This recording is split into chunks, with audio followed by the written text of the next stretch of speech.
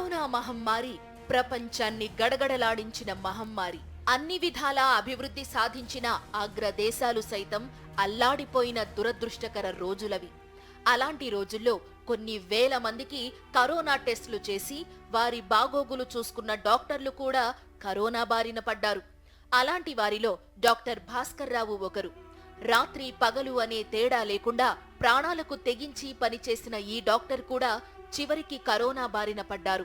ఆయనకు వైద్య పరీక్షలు చేయించేసరికి ఆయనలోని లంగ్స్ 50% పైగా దెబ్బతిన్నాయి. భాస్కర్ భార్య భాగ్యలక్ష్మి కూడా డాక్టరే. గుంటూరు జీజీహెచ్లో పనిచేస్తున్నారు. భాస్కర్కు కరోనా అని తెలియగానే ఆమె తీవ్రంగా కలత చెందారు. ఒక డాక్టర్గా ఆమెకు తన భర్త పరిస్థితి మీద పూర్తి అవగాహన ఉంది. ఆయనకు ఉన్నత స్థాయి వైద్యం అందించారు.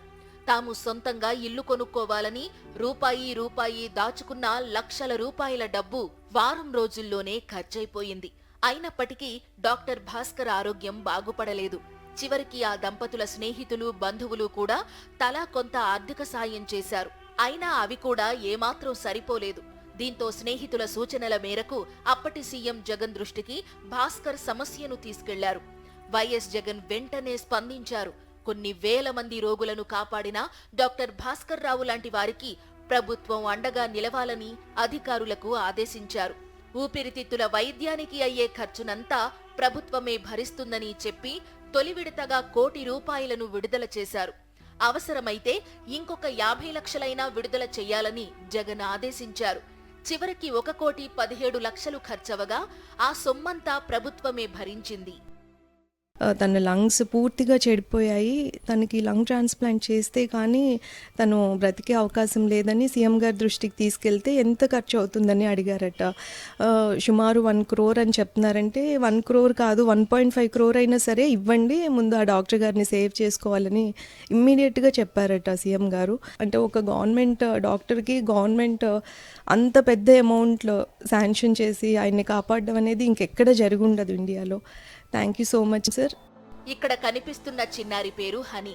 పేరులో మధురం ఉన్నా ఈ పాప జీవితంలో తీపిదనం లేకుండా చేశాడేంటి ఆ దేవుడు అని అందరూ అనుకునేవారు. ఆ సమయంలో ఆ దేవుడే పంపినట్టుగా వైఎస్ జగన్ అండగా నిలిచారు. హనీకి చిన్నతనంలో అరుదైన వ్యాధి. వైద్యం చేయించాలంటే అత్యంత ఖరీదైన వ్యవహారం. పేద కుటుంబానికి చెందిన రాంబాబు, నాగలక్ష్మి దంపతులు తమ పాపకు వైద్యం చేయించాలంటే అయ్యే పని కాదు. గోదావరి వరద బాధితులను పరామర్శించేందుకు వెళ్లిన వైఎస్ జగన్ను ఈ దంపతులు కలిశారు. తమ గోడును వెలిబుచ్చారు. వెంటనే స్పందించిన జగన్ కలెక్టర్కు ప్రత్యేక ఆదేశాలు జారీ చేశారు. ఆమెకు ప్రతి 15 రోజులకు ఒకసారి ఇంజెక్షన్ చేయించాలి. ఆ ఒక్క ఇంజెక్షన్ ఖరీదే 1,25,000 రూపాయలు. మొత్తం 52 ఇంజెక్షన్ల కొనుగోలు చేసేలా జగన్ ఆదేశాలిచ్చారు. దీంతో చిన్నారి ప్రాణాలు నిలిచాయి. అంతేకాదు, ఆమెకు తర్వాత కూడా అవసరమైన చికిత్స చేయించడం కోసం ప్రతి నెల 10,000 రూపాయల చొప్పున పెన్షన్ కూడా మంజూరు చేయించారు. దేశవ్యాప్తంగా ఇలాంటి అరుదైన వ్యాధి బారిన పడిన వారు కేవలం 14 మంది మాత్రమే ఉన్నారు. అలాంటి వారిలో హనీ కూడా ఒకరు. ఆమెకు జగన్ ఇచ్చిన భరోసాతో ఎలాంటి ఇబ్బంది లేకుండా వైద్యం పొందుతోంది. కళ్లెదుటే కన్నబిడ్డ రోగాల బారిన పడి ఎప్పుడేం జరుగుతుందోనన్న ఆందోళనలో ఉన్న సమయంలో వైఎస్ జగన్ దేవుడిలా మారి ఈ చిన్నారి జీవితాన్ని నిలబెట్టారు. మీ పాప మళ్ళీ నిలబడద్ది, పరిగెడద్ది, అందరి పిల్లలు ఆడుకుంటుందనే నమ్మకం మీకు కలిగింది? Yes sir. ఎప్పుడైతే మాకు భరోసా ఇచ్చారో అప్పుడే నాకు నమ్మకం వచ్చేసింది. ఎందుకంటే ఆయన లైఫ్ టైం అంతా మొత్తం వైద్యం ఇప్పిస్తాను, మొత్తం ఎంతకు వచ్చాను అన్నప్పుడే ఇంకా భరోసా అనేది పూర్తిగా వచ్చింది. ఆ తర్వాత కలెక్టర్ గారు కూడా చాలా శ్రద్ధ పెట్టి మా మీద ఎప్పటికప్పుడు మానిటరింగ్ చేసి పైన కమిషనర్ గారితో కానీ ప్రిన్సిపల్ సెక్రటరీతో కానీ సార్ కూడా ప్రాసెస్ స్పీడ్గా అయ్యేలాగా చేపించేసి ఇమీడియట్గా 2 monthsలోనే మొత్తం ప్రాసెస్ అంతా చేపించి ఇంత త్వరగా అవుతుందని నేను అయితే ఎక్స్పెక్ట్ చేయలేదు. కానీ సార్ దయ వల్ల ఇంతవరకు స్పీడ్గానే చేయించడం జరిగింది. కానీ ఇప్పుడైతే నాకైతే హ్యాపీగా ఉంది సార్. కాకపోతే ఎందుకంటే ఇంటి డిసీజ్ మన పాప నడవగలుగుతుందా? ఇప్పుడు నడుస్తుంది సార్. కానీ ఇప్పటి వరకు మన రాష్ట్రంలో ఈ డిసీజ్ మీద అసలు ఏ గవర్నమెంట్ కూడా ఎటువంటి రేర్ డిసీజుల మీద చేసింది లేదు. ఎటువంటి అబ్జెక్షన్ లేకుండా మొత్తం ప్రాసెస్ స్పీడ్గానే మీటింగ్ పెట్టేసి ఇచ్చేయడం, అప్రూవల్ చేయడం. శ్రీకాకుళం జిల్లాలోని ఉద్దానం ప్రాంతం పేరు చెబితేనే వెంటనే కిడ్నీ బాధితులు గుర్తుకొస్తారు.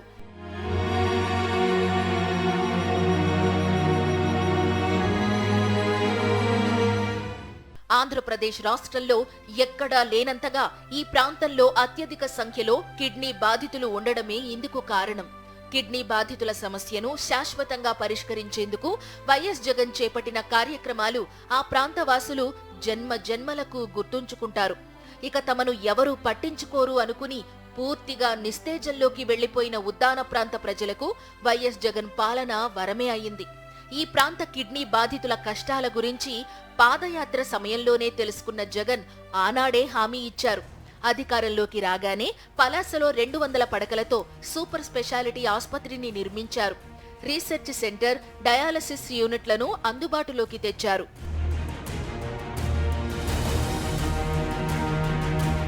కిడ్నీ వ్యాధులు రావడానికి తాగే నీటిలో కూడా సమస్యలు ఉన్నాయని నిపుణుల ద్వారా తెలుసుకుని 700 కోట్ల రూపాయలతో భారీ నీటి పథకాన్ని కూడా నిర్మించారు. ఇప్పుడు ఉద్దానంలో ఎక్కడకు వెళ్లినా స్వచ్ఛమైన మంచినీరు అందుతోంది.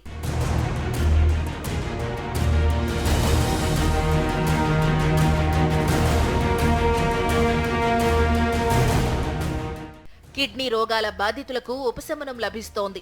అంతేకాదు, రానున్న రోజుల్లో ఈ వ్యాధి బారిన పడేవారి సంఖ్య కూడా గణనీయంగా తగ్గుతుంది. గతంలో ఎంతో మంది ముఖ్యమంత్రులు వచ్చినా చేయలేని పనిని వైఎస్ జగన్ ఒక పద్ధతి ప్రకారం శాస్త్రీయంగా చేయించారు. మనసుంటే మార్గముంటుందని నిరూపించారు. ప్రజల కోసం ఎన్ని కోట్ల రూపాయలనైనా ఖర్చు చేయడానికి వెనకాడకుండా ముందడుగు వేశారు. కొన్ని వేల కుటుంబాలను కిడ్నీ రోగాల బారిన పడకుండా కాపాడారు. కొత్త జీవితాలను వారికి ప్రసాదించారు.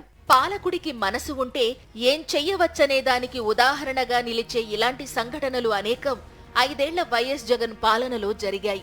అందుకే ఆయన్ను మనసున్న మారాజు అంటూ జనం గొప్పగా చెప్పుకుంటున్నారు. చెప్పాడంటే ఖచ్చితంగా చేసే నాయకుడు అనే పేరు సంపాదించుకున్నారు.